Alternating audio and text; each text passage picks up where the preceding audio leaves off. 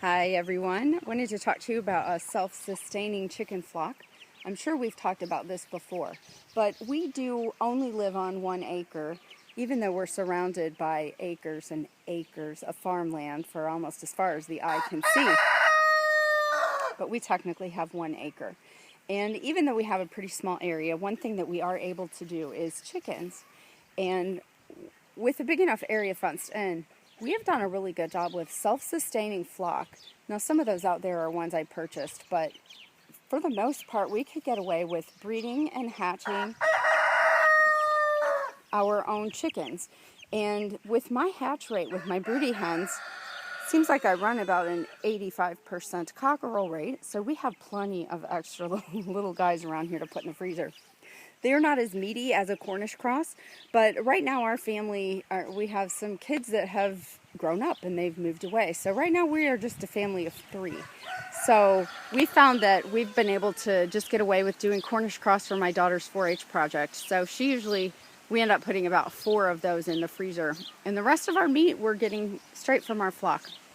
So this year, if you've got a breed that goes broody, like this Black Copper Moran, they do a wonderful job. We've added some light Brahmas, which we've been really happy with the cockerels when they're around even 16, 18 weeks. These are some olive eggers. So we try to keep some nice breeds that grow meat quicker so that you don't have all that crowing and fighting and bickering going on. So we're kind of excited about our Brahmas, adding those in. But these little guys are about 3 months old now, and you can see there's a little cockerel right there.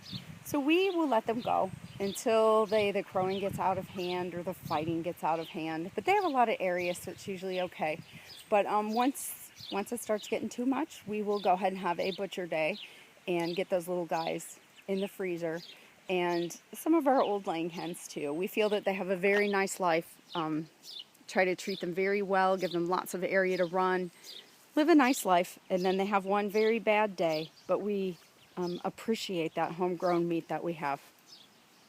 Another thing about this is when you have a flock like this, you're also getting your eggs, and you can also sell extras, especially if you get some breeds that people are interested in, like say olive eggers or the Moran or the Brahmas, some of those.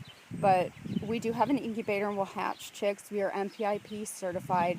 So we sell eggs, we sell chicks, and then I will have an overflow here of pullets that we don't keep over the winter that I'll probably end up selling.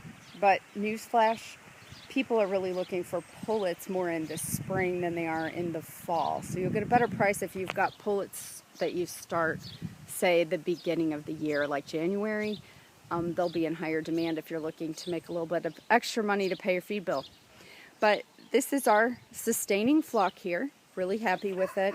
We keep around 25 chickens in the winter, 25, 30, which is kind of our upper limit. But you could do this with keeping 12 chickens over the winter. You could do that as long as you have a good broody hen or at least an incubator.